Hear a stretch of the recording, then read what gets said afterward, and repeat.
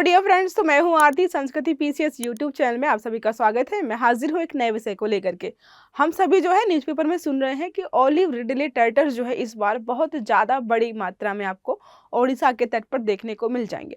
तो यहाँ पर ये सोचने वाली बात है, बहुत सारे लोग ये प्रश्न उठा रहे हैं कि क्या ये सच में बहुत अच्छा है कि इतने सारे टर्टल्स यहाँ पर या कछुए आ रहे हैं, या फिर यहाँ पर सोचने वाली बात है कि अचानक से ऐसा क्या हुआ कि इतने सारे लगभग 7 लाख ओलिव रिडले टर्टल्स जो है यहाँ पर आपको टर्टल्स देखने को मिल जाएंगे इस बार। अगर हम देखें तो 2023 में जो है कम आए थे, 2024 में भी कम थे, 22 में तो आए ही नहीं थे। यहाँ पर जो है अंडे देने के लिए आते हैं, मास नेस्टिंग करते हैं। तो एक अलग ही प्रकार की ये कछुए की प्रजाति है जो आती है एक सीजन में और 5-6-7 दिन रुकते हैं और जो है यहाँ पर हजारों की तादाद में अंडे दिए जाते हैं। तो यहाँ पर हम देखेंगे इस आर्टिकल के माध्यम से कि इस बार जो है इतनी बड़ी जनसंख्या में जो है ये कछुए क्यों आए हैं और इन पर जो है क्या क्या पर्यावरणीय खतरे हैं, इनको किस लिस्ट में रखा गया है, किन किन जगहों पर जो है ये मास नेस्टिंग के लिए आते हैं। और इस मास नेस्टिंग की जो प्रक्रिया है उसको अगर हम किसी लोकल नाम से या किसी स्पेशल नाम से जानते हैं तो उसको भी यहाँ पर हम देखने वाले हैं। देखिए क्या लिखा हुआ है, इस वर्ष ओडिशा में रिकॉर्ड संख्या में ऑलिव रिडले कछुए क्यों आए हैं। तो लोग ये बार बार पूछ रहे हैं कितनी बड़ी संख्या में यहाँ पर क्यों आए हैं। तो बहुत सारे कारण हैं। लगातार जो है राज्य सरकारें, केंद्र सरकारें, इवन जो अंतर्राष्ट्रीय स्तर पर इनको बचाने के प्रयास किए जा रहे हैं। बहुत सारे यहाँ पर जो है प्लान्स वगैरह, स्कीम्स वगैरह बनाई गई हैं ताकि जो है इनकी संख्या जो कम हो रही थी उसको हम यहाँ पर जो है बचा पाए। देखिए क्या लिखा है, 2024 में 7 लाख से अधिक ओलिव रिडले टर्टल कछुए में से 16 से 25 फरवरी के बीच ओडिशा के रसीकुल्या तट पर अंडे दिए। यहाँ पर जो है ये सारा डेटा यहाँ पर जारी किया गया है।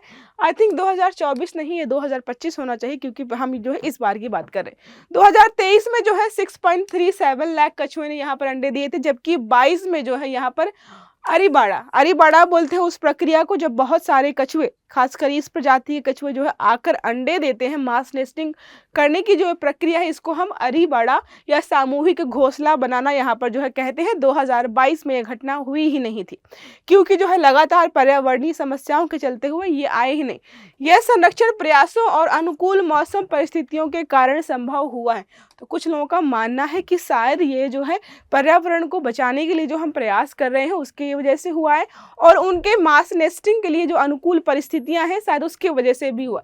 लेकिन अगर हम ध्यान दें तो हम लगातार बहुत सारी ऐसी घटनाएं देख रहे हैं जो कि समुद्र में, महासागर में हो रही है और जो है अपने आप में विचारणीय है। वैज्ञानिक भी यहाँ पर सोच विचार में पड़े हुए हैं कि आखिरकार ये क्या हो रहा है। बहुत सारी वेल्स वगैरह भी बाहर आकर जो है तट पर पड़ी हुई थी जो कि वहाँ पर मिलती ही नहीं है। केरला में किनारे तटों पर जो है बहुत बड़ी मात्रा में जो है मछलियाँ भी पड़ी हुई थी।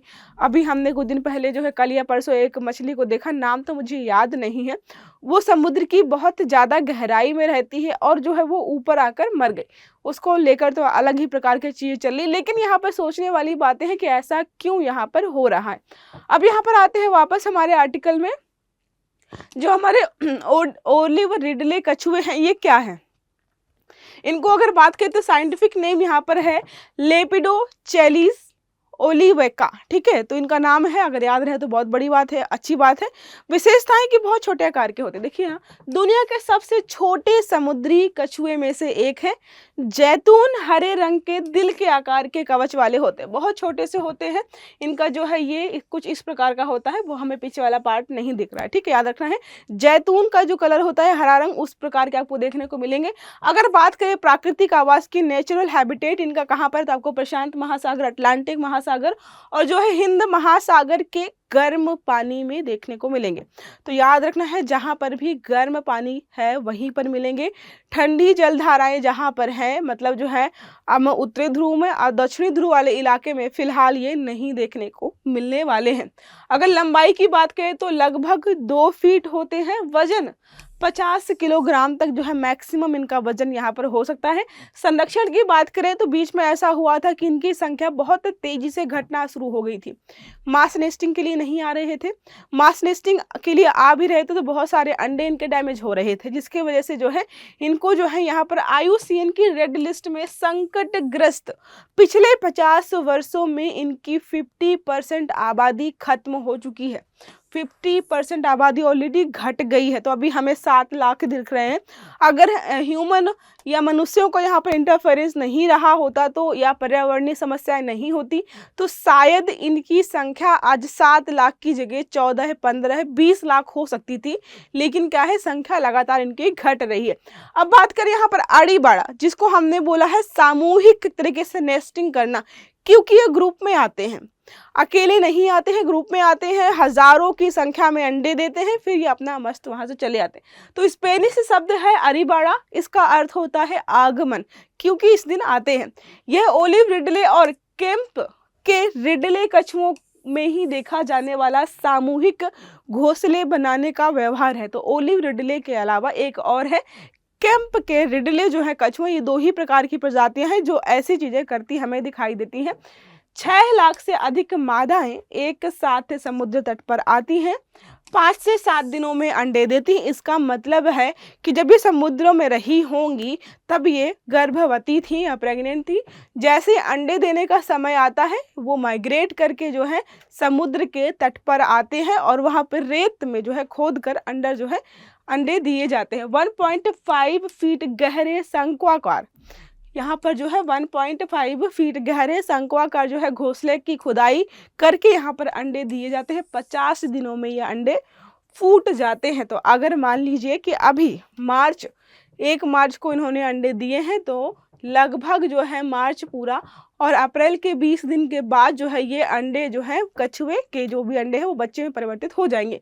केवल ओलिव रिडले और केम्स रिडले कछुओं में यह व्यवहार देखा जाता है। याद रखिए, कंफ्यूज नहीं होना, मात्र और मात्र यही है। और एक मोस्ट इम्पॉर्टेंट चीज है कि इनमें जो लिंग का निर्धारण है वो तापमान पर निर्भर करता है। तो कई बार ये देखने को मिल रहा है कि क्योंकि ग्लोबल वार्मिंग बढ़ रही है, तापमान लगातार बढ़ रहा है, जिसकी वजह से इनके बच्चे सारे एक ही लिंग के होते हैं। अब सारे फीमेल हो जाएंगे या सारे मेल हो जाएंगे, कल को उनमें जो है निषेचन कैसे होगा, कल को जो है और अंडे कैसे बनेंगे, इस पर जो है चिंता व्यक्त की गई। देखिए लिखा है, घोंसले की रेत का तापमान मादा और नर कछुओं के अनुपात को प्रभावित करता है। अगर 30 डिग्री सेल्सियस का या उससे अधिक है तो मादा कछुए ज़्यादा होंगे, 27 डिग्री या उससे कम है तो जो है नर अधिक होंगे। और हम ये देख रहे हैं कि अभी जो है लगातार तापमान बढ़ता ही जा रहा है। अगर तापमान इसी तरह से बढ़ता जाएगा तो इन फ्यूचर जो है नर कछुओं की संख्या कम हो जाएगी और मादा कछुओं की संख्या जो है लगातार बढ़ती जाएगी। तो यहाँ पे समस्या हो सकती है। अगर टेम्परेचर 28 से 30 के बीच है तो नर और मादा दोनों का मिश्रण होगा। तो हमारे हिसाब से जो है ये टेम्परेचर सबसे सूटेबल होगा, क्योंकि यहाँ पर जो है दोनों ही लिंग के यहाँ पर जो है कछुए हमें देखने को मिलेंगे। तापमान में बदलाव से भविष्य में लिंग अनुपात में जो है यहाँ पर समस्या उत्पन्न हो सकती है। अगर तापमान लगातार बढ़ता रहा तो ऐसा होगा एक दिन कि मादा एक तरीके से यहाँ पर जो पुरुष इतने कछुए हैं वो इन फ्यूचर जो है कम हो सकते हैं या खत्म हो जाएंगे। तो निषेचन की प्रक्रिया नहीं होगी और अंडे बच्चे वो भी जो है प्रक्रिया सारी बाधित हो जाएगी। अगर बात करें यहाँ पर जीवन चक्र का और दीर्घायु, हमें कछुओं के बारे में एक चीज़ बहुत अच्छे से पता है कि इनकी जो जीवन रेखा या इनका जीवन बहुत लंबा होता है। आपने कई बार कछुए देखे होंगे 100 साल, 200 साल, 300 साल तक जीते हैं। तो इन कछुओं की फिलहाल देखें तो ओलिव रिडले 14 से 15 वर्ष की आयु में प्रजनन करने लगते हैं। मतलब जितने यहाँ पर आए हैं वो सारे इस उम्र को पार कर चुके हैं। औसत 50 से 60 वर्ष तक जीवित रह सकते हैं, क्योंकि छोटे बहुत है ये।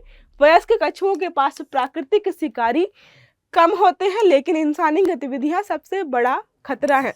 मतलब यहाँ पे बोला जा रहा है कि जो बूढ़े कछुए होते हैं फिलहाल तो उनको जो है बहुत कम ऐसा होता है कि शिकार के माध्यम से खत्म हो, लेकिन इंसानों की वजह से जो है ये लगातार जो है कम होते जा रहे हैं। अब यहाँ पर बात करें कहाँ कहाँ पर देखने को मिलेंगे, तो अकेले घोंसला बनाना 40 यहाँ पर जो है जितने भी कछुए हैं 40 से अधिक देशों में ये घोंसला बनाते हैं। लेकिन जो चर्चा में रहते हैं वो हम देखें तो भारत में ओडिशा का ऋषिकुल्या और गहिरमाथा, ये 2 मोस्ट इम्पोर्टेंट है। सबसे पहले नंबर पर ये आता है। एक और जगह है जहाँ पर ये जाते थे, लेकिन लगभग 1 दशक से वहाँ पर जाना बंद कर दिया है। फिलहाल मैक्सिको और कोस्टारिका में भी जो है ऐसी ही प्रक्रिया आपको देखने को मिल जाएगी। ठीक है, अब यहाँ पे बात करें 2024 कछुओं की संख्या बढ़ने के कारण, तो उसके 2024 के बाद जो है यहाँ पर संख्या क्यों बढ़ी है, तो बोला जा रहा है क्योंकि अनुकूल मौसम परिस्थितियां हैं, शायद उनके लिए परिस्थितियां जो भी है मौसम की अच्छी है, समुद्र तट की आदर्श संरचना भी उनके हिसाब से है। इसके अलावा समुद्री धाराएं और हवाएं अनुकूल रही हैं, तो समुद्र की जलधाराएं और जो भी यहाँ पर चीज़ें हैं हवाएं उनके अनुकूल चल रही हैं। इसके अलावा जो है संरक्षण का प्रयास हमारा सफल रहा है, हमने जो है तटों को संरक्षित किया है, साफ सफाई पर ध्यान दिया है और इनके संरक्षण पर भी हमने ध्यान दिया, तो शायद इस वजह से जो है ये बड़ी मात्रा में यहाँ पर आ रहे हैं। जलवायु परिवर्तन का संभावित प्रभाव भी यहाँ पर हमें देखने को मिल रहा है, तो इन सब कारणों की वजह से जो है शायद इस बार जो है ज़्यादा आए हैं, क्योंकि हमने 2024 में बड़ी मात्रा में जो है यहाँ पर ये सारे प्रयास किए थे। अब यहाँ पर बात करें कि इनको खतरा क्या है, तो पहला है पर्यावरण जो है तापमान लगातार बढ़ रहा है जिसकी वजह से इनकी संख्या घट रही है। दूसरा है कि जो समुद्र के तट हैं वो साफ सुथरे नहीं है, गंदे हैं, प्लास्टिक पॉल्यूशन है, इसकी वजह संख्या कम हो रही है। तीसरा हम कह सकते हैं कि जो भी हम मछली पकड़ने की प्रक्रिया का पालन करते हैं, कई बार बहुत बड़ी संख्या में मछुआरों के जाल में फंसकर जो है ये एक तरीके से शिकार हो जाते हैं, जिसकी वजह से इनकी संख्या जो है लगातार कम होती चली जा रही है। ठीक है, तटीय विकास के कारण घोंसले के स्थानों का भी यहाँ पर जो है जो स्पेस था वो कम हो रहा है, क्योंकि हम क्या कर रहे हैं, जो भी तट है वहाँ पर अपना इंफ्रा जो है बनाते जा रहे हैं, जिसकी वजह से इनका एरिया जो है लगातार कम होता चला जा रहा है। अब यहाँ पे बात करें कि क्या क्या प्रयास जो है इनको संरक्षण देने के लिए किए गए हैं, तो ओडिशा की सरकार और हमारी जो केंद्र सरकार है उन्होंने मिल करके समुद्र तटों की साफ सफाई करना, जो भी मछली पकड़ने के लिए जो भी जाल वगैरह इस्तेमाल किए जा रहे हैं उनको समझाना कि आपको इस तरीके से जो है यूज़ नहीं करना है। आपने देखा होगा जैसे नाव है, ठीक है, तो यहाँ पे मछली पकड़ने का एक अलग तरीका इस्तेमाल किया है, यहाँ पर नेट छोड़ते हैं और ये बड़ी भारी वो बहुत भारी होता है नीचे, और जाल जो है ऐसे लगा होता है, वो खींचते हुए जाते हैं इसको पूरा, तो फौना फ्लोरा मछली सब कुछ यहाँ पर नष्ट हो जाता है। सामुदायिक भागीदारी और जागरूकता को भी बढ़ाने का यहाँ पे प्रयास किया जा रहा है। अब आगे क्या है, तो आगे हमें ध्यान रखना है कि जब ये नेस्टिंग हो, जब बच्चे निकले उनसे, तो वो सुरक्षित रूप से जो है मतलब जहाँ पर भी जाना चाहते हैं समुद्र में चले जाएं, उनकी जो है कि तस्करी ना हो, उनको लोग पकड़ के मनोरंजन के लिए या फिर बेचने के लिए ना ले जाएं। आपने कई बार देखा होगा लोग जो है कछुए पकड़ कर जो है पता नहीं मनोकामना मांगते हैं, फिर उनको समुद्र में छोड़ते हैं। ये प्रक्रिया जो भी है हमें सब पर जो है ध्यान रखना पड़ेगा और संरक्षण के जो है हमें अधिक से अधिक प्रयास यहाँ पर करने पड़ेंगे। तो ये रहा छोटा सा आर्टिकल जिसमें हमने पढ़ा कि ओलिव रिडले टर्टल जो है इस बार बहुत बड़ी संख्या में आए हैं, क्यों आए हैं और इनको संरक्षण कहाँ पे दिया गया है, कितनी संख्या है, कैसे प्रजनन करते हैं, कैसे जो है मास नेस्टिंग करते हैं, कितने दिन लगते हैं, सब हमने जो है इस आर्टिकल के माध्यम से पढ़ लिया है। तो आई होप ये आपको समझ में आया होगा। क्लास अच्छी लगी हो तो लाइक जरूर करिएगा, चैनल को सब्सक्राइब करिएगा, बेल आइकन दबाइएगा ताकि जितने भी हमारे आर्टिकल्स हैं वो आपको समय पर मिलते रहे। अच्छे से पढ़िएगा। Have a good day. Thank you.